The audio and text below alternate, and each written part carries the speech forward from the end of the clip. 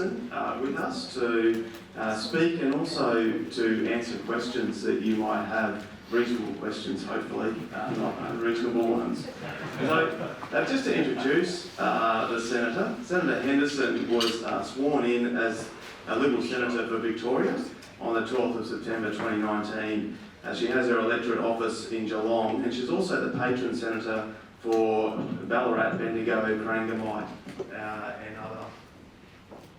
and other federal electorates. Is that working now? Yeah. And other regional electorates, and so she's actually the only Liberal senator for Victoria based in regional Victoria. She's previously served as chair of the Senate Legal and Constitutional Affairs Committee and was a member of a number of other committees, including the Joint Select Committee on the implementation of the National Redress Scheme, which has affected a number of schools here. Prior to entering the Senate, she served as the member for Corangamite in Victoria, and during this time chaired various committees around economics and social policy. In the current Australian Parliament, Senator Henderson is the Shadow Minister for Education. She's served in that role since February 2023. She's also chair of the Coalition Backbench Policy Committee on IR, Legal and Home Affairs. She's been a very strong supporter of Christian schools and our Faith in Our Future town hall events around Australia over the last couple of months, and she attended 3 of those and spoke at 3 of those, Brisbane, Sydney and Melbourne. We're very thankful to have her support.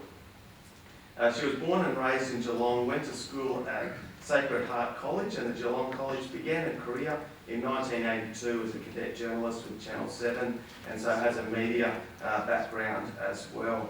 Welcome to Senator Henderson.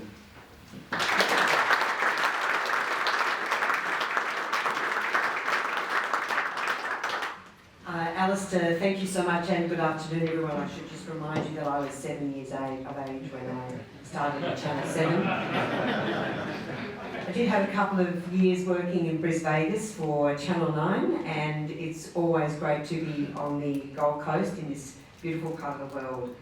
Look, good afternoon everyone, and thank you so much for the honour of addressing the Associated Christian Schools Leadership Summit here in this beautiful part of the world. I want to particularly acknowledge Eric, of course, Alistair, and also Leighton Cuss. Your conference theme is Leading in Love and Unity, and this is also your mission, to lead your schools and school communities with a common purpose for the common good, bound in a uniquely Christian education. Christian faith, we understand, on our side of politics, is at the very heart of Christian schools. It's what makes your schools different. It's the reason why parents choose to send their children to a Christian school. Like all faith-based schools in this country, the Coalition stands shoulder to shoulder with you, supporting your mission, celebrating your achievements, and respecting your freedoms. The freedom to educate one's children in accordance with one's faith is inseparable from the freedom to worship in accordance with one's beliefs. This is not just a matter of common sense. This is also a matter of international law. The International Covenant on Civil and Political Rights provides that signatory states should undertake to have respect for the liberty of parents and, when applicable, legal guardians to ensure the religious and moral education of their children in conformity with their own convictions. The rights of Australian parents to send their children to a school which genuinely adheres to the tenets and beliefs of their faith is essential to the exercise of their religious freedom. On this fundamental right, I would like to say that we are proud to be leading in love and unity in Canberra, but sadly, as you might have noticed, that is not the case. The future of faith-based schools should not be caught up in partisan politics, but sadly over the last couple of years we have seen your faith in your future tested. It has really been wonderful to support ACS along with Christian Schools Australia and Australian Association of Christian Schools at your Faith in Our Future town hall meetings across the country, and I was really honoured to join Alistair and others on stage, and Alistair did an incredible job at explaining the perils of the Albanese government's proposed amendments to the Sex Discrimination Act, along with its proposed religious discrimination bill. Proposals, I might add, to change the law, which are still secret. These bills have been provided to the Shadow Attorney General, Senator Cash, on the condition they cannot be distributed or made public. I haven't seen them, and while there has been some consultation, it has been very, very limited. In many respects, the consultation has been in the dark, and this is no way to build faith in your future. As I've said before, and I'll reiterate it again, the right to employ staff in accordance with your tenets and beliefs and values is fundamental to Christian schools and Christian families which make up your school communities, just as it is fundamental to schools and families of every faith, whether they be Muslim, Jewish, Catholic, Hindu, so on. As the Shadow Attorney General said in a letter to Attorney General Mark Dreyfus on the 11th of July 2024, in April this year, the Prime Minister made a commitment that protections for people of faith will not go backwards while I am Prime Minister of Australia.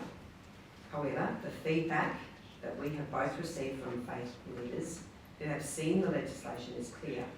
If the amendments to the Sex Discrimination Act and a proposed religious discrimination bill were enacted as currently drafted, there would be a very real and substantial reduction in existing legal and operational freedoms for religious educational institutions.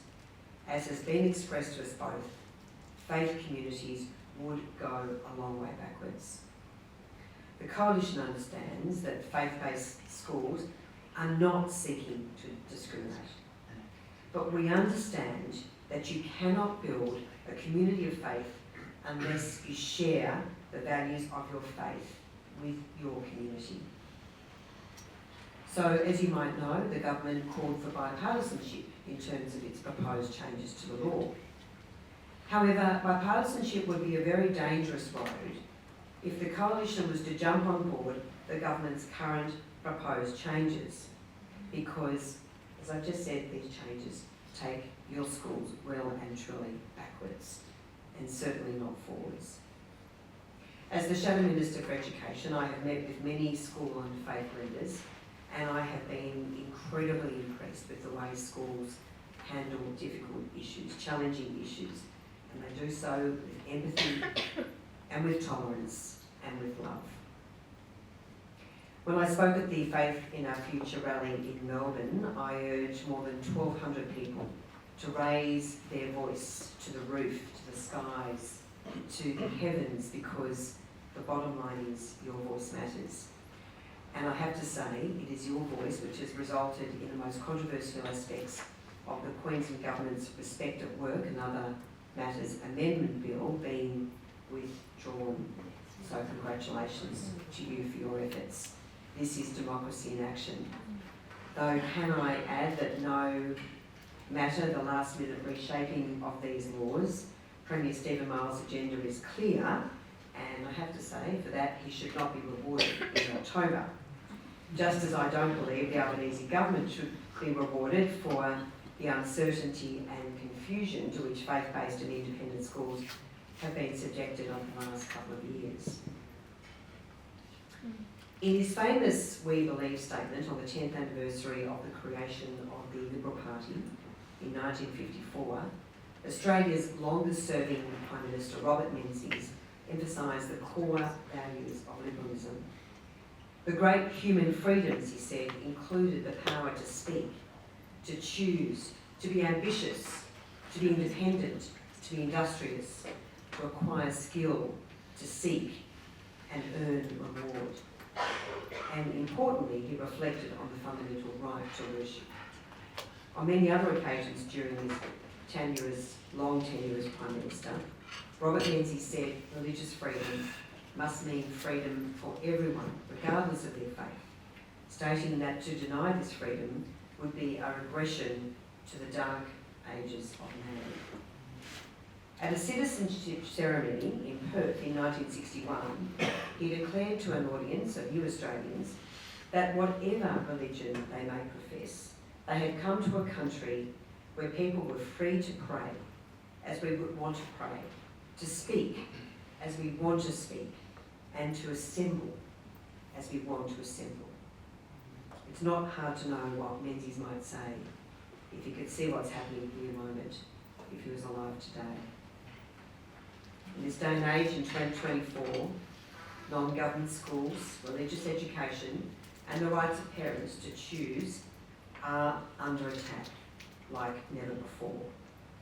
Just a few days ago, I joined with the Shadow Treasurer Angus Taylor in calling on the Albanese government to immediately rule out the abolition of tax-deductible donations for religious education in schools.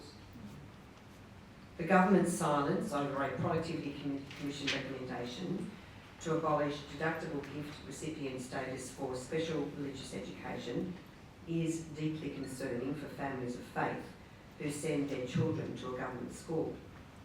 Of course, these programs are embedded in non-government schools and schools of faith, but government schools very much rely on these public donations to support these very important programs. The recommendation was included in the government's Future Foundations for Giving report, along with the equally callous recommendation that tax-deductible school building funds be abolished, along with school library and scholarship funds. While the government has rolled out ending school building funds and other sorts of similar funds, which underpin $3 billion of investment in non-government schools every year, and that's investment for both constructing new buildings as well as maintenance of buildings, families who rely on special religious education or ethics education programs, which receive no government funding, know now where they sit in the pecking order of government priorities. They do not matter. It is estimated at least half of all faith-based Australian families, including those of Christian, Catholic, Jewish and Muslim faith, send their children to a government school. So we say it is vital the government supports parental choice and the right of children to receive specialist religious instruction no matter where they go to school. At a time when Labor is taxing Australians at record levels, the Treasurer Jim Chalmers' own review is calling to increase taxes. We believe this is a cynical, political and divisive proposal from a government which has spent years dividing Australians with ideological distractions. Rather than address cost of living, Labor regrettably is focused on attacking religious education and faith-based charities. The government's $50 million teaching scholarship program is also fostering division and discrimination. Scholarships worth up to $40,000 for undergraduate student teachers, unbelievably, are only available to those who intend to teach in government schools. Now, when this program was first announced, we supported it very strongly, but the government did not indicate at any stage that this would only be going to government schools, and this is a case of blatant discrimination, a direct attack on teacher choice, and also again on 1/3 of Australian parents who choose to send their child to a non-government school. It also ignores the reality of the teacher shortage crisis, which has exploded on Labor's watch, including in many regional and remote areas which are very strongly served by independent and faith-based schools. I have to say the Albanese government's education report, more broadly, is not looking so flash. We are concerned that after 2 years, there is still no national school reform agreement and no agreed reforms that we believe every young Australian deserves to reach his or her best potential. A back to basics education founded in explicit teaching and other evidence-based teaching methods. Instead, what we have seen is a full-blown funding war with the states. In saying that, I recognise that many schools are employing the best evidence-based teaching methods, and to your schools I commend you for your work in that regard. But across the country, it is pretty dismal. 1 in 3 children are failing that plan. And while some of the states are starting to recognise the merits of explicit teaching and things like the teaching of phonics, the explicit teaching of phonics, and they are starting to take some action, we have seen very little leadership from the Albanese government and Education Minister Jason Clare. This is made worse, these really dire results, and just remembering that 20 years ago, the Program for International Student Assessment tells us that the average Year 10 student was 1 year ahead in their learning compared to now, so things have really gone backwards. This is exacerbated by the high levels of classroom disruption, which is making learning impossible for many students. So, according to the OECD's 2018 Index of Disciplinary Climate, Australia ranked amongst the lowest 70 out of 77 countries, and that trajectory is being most recently reflected in the most recent PISA results as well. So we actually initiated a Senate inquiry into classroom disruption, made some very important recommendations like implementing a national behaviour curriculum, like rolling out a national behaviour survey, very much focused on the importance of teaching students how to behave, because when they're taught, amazingly, students do respond. It reminds me, I digress, as a parent myself, I was at a school function and my son was at a school, they wear a beautiful school uniform, and all the kids were filing in these magnificent school uniforms, but all their socks were down at their ankles. And I said to one of the teachers, why don't they pull their socks up? She said, oh, they just fall down again and they don't want to. And I said, but you know what? If you stood here as they file in for their music concert and you said, please pull your socks up, guess what? They would pull their socks up. So, if children are not taught explicitly how to behave or what's expected of them, then you don't see those expectations fulfilled at schools. And again, I know this is something that is very close to your heart. The other concern that we have is that there's been scant regard to teaching codes of conduct which prevent activism in the classroom. Scant regard from the Education Minister and the current federal government. As I said in my very first media release in this role, the classroom is for education, not indoctrination, and we'll take that obligation very, very seriously. Ladies and gentlemen, thank you so much for your leadership, for your moral courage, and for all that you do for the students and families you serve, including, I might say, families who do not share your faith, but celebrate and support your values and teachings by choosing your schools for their child's education. On behalf of the Coalition, I look forward to continuing to stand shoulder to shoulder with Christian and other faith-based schools. Our word is our bond. Thank you.